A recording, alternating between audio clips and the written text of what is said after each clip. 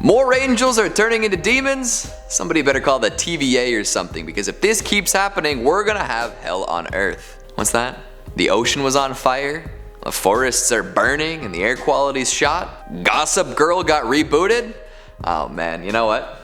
I think it might have already happened. Well, we might as well embrace the heat and get used to it all. We're in for a long ride down. As we're frying our thermostats and running out of ice, let's talk about the top 5 angels who turn into demons, part 4. Coming in number 5, we've got Abigor. Oh shoot, this one has gore right in the name. It might not be spelled perfectly, but you get the gist. However, you could also refer to it as Eligor or Eligos and still get the same results. Classic. A lot of demons are known for manipulating people and causing them to act out of character. Whether that new impulse leads the possessed to prideful behavior, jealousy, greed, or something even more heinous, you know that it makes the world a darker place overall. Abigor has a wicked trick up his sleeve to cause a lot of problems all at once. On top of commanding 60 legions of demons as the Grand Duke of Hades, he is also an expert manipulator of mortals, and often drives them to commit great acts of violence and even genocide. So instead of corrupting a single person and having that reverberate through their brethren, he corrupts a person and has them decide it's a good day to wake up and commit mass murder and war crimes. Holy smokes. A lot of this has to do with Abigor's many talents, which include seeing the future and predicting upcoming events,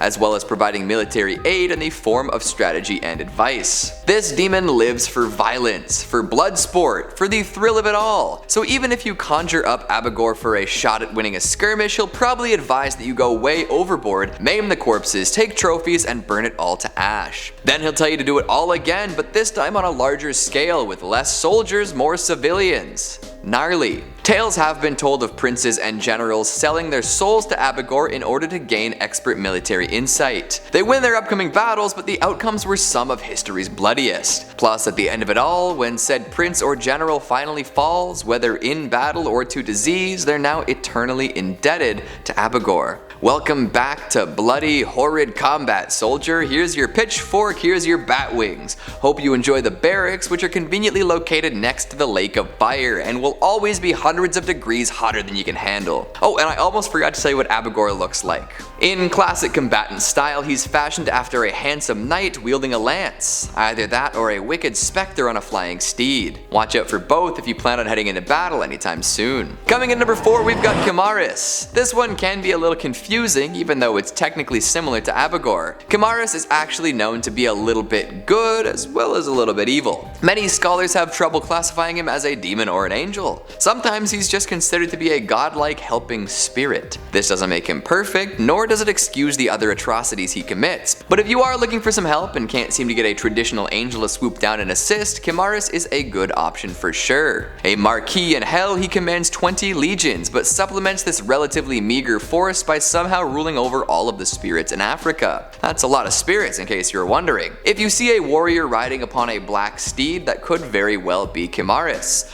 Or just any warrior with a black horse, but hey, it's fun to look out for that kind of stuff. Speaking of looking out for stuff, did you know that Kimaris is an expert treasure hunter too? He's known for leading people to hidden and lost treasure, for a price of course. Don't ask about the price. He's also known for teaching people grammar, logic, and rhetoric, which, to be fair, are all very useful things. I use those every day while making these videos. Wait, does that mean I'm being possessed by Kimaris? Oh boy. Lastly, and this one links back up to that soldier-warrior mentality, Kimaris is able to make people into warriors of his own likeness. So hypothetically, he could cobble together an army of Kimaris adjacents and overrun the world no problem. Yikes.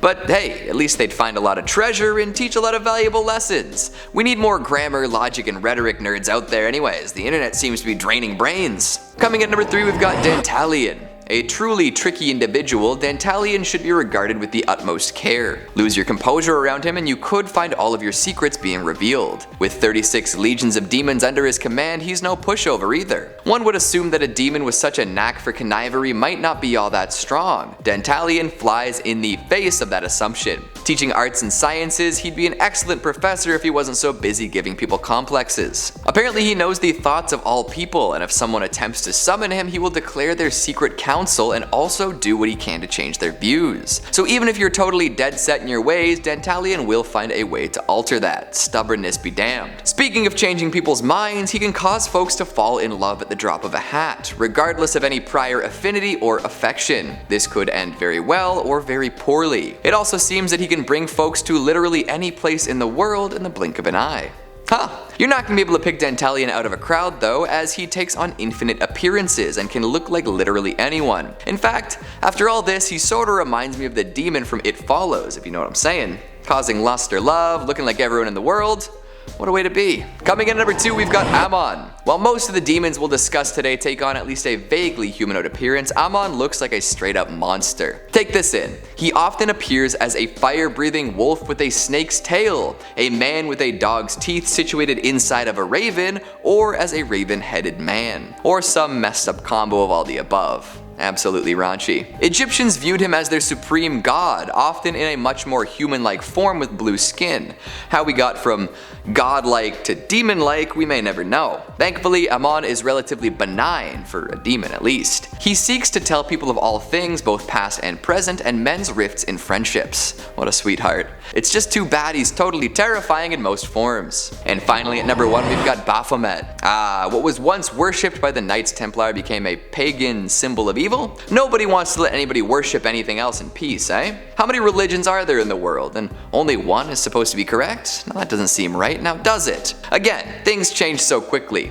Whoever's interpreting this figure will greatly alter how it's perceived. For a while it was indeed a pagan symbol, but in the 19th century Baphomet was largely associated with Satan. Still is in some places for sure. It's wild how far something can swing, right? Apparently at some point Baphomet was a fertility symbol, although this has been contested by many. And of course you can find this goat-headed being in tarot decks across the world. I'm not really sure what else there is to say about Baphomet thanks to how divisive a figure it is. Let me know what your take on this whole thing is. Please and thank you. Right on, right on. We love angels, we love demons, we love combination angels and demons. Something about Pizza Hut Taco Bell in there, but I'm much too lazy to make an actual musical joke. You get the idea. We're all just learning stuff and applying it to what we already know. Stuff that is common knowledge now might be total mythical nonsense in a few hundred years. Can't wait to see it all happen.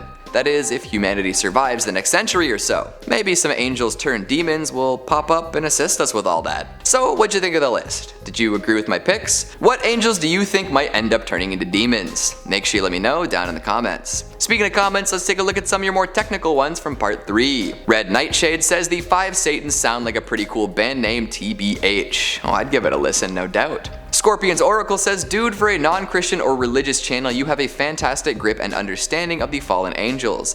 But let's not call them so much evil, but meddlesome. They just like loading the rice for something to do. I try my best to read whatever I can to make it at least quasi-accurate. We'll see how long I can keep that up. Although I have no idea what loading the rice means. Joeyville says, kinda seems like they just wanted to give knowledge and we messed it up and they were blamed for it. Well, I mean, that tends to happen with a lot of folks who have brand new ideas, right? The 4th Horseman says, Florus aka Horus to Egyptians. He is pretty cool and in some texts is mentioned to be a pupil of Michael the Archangel. Gotta love a good crossover event, huh? And Andre Montu says, how real is this, or is it entertainment? I am not a professor of theology, demonology, or any other kind of ology. Enjoy the entertainment. And that's all the time we have for today. I'm gonna go stand in the middle of a busy driving range, no helmet. Thanks for watching, we'll see you next time. Kimaris? Kimaris? What do you think? Kimaris? Coming in at number 2, we've got Aamon. Aamon? Aamon. Aamon. Aamon. What angels did you think might end up there? Nope. What ain't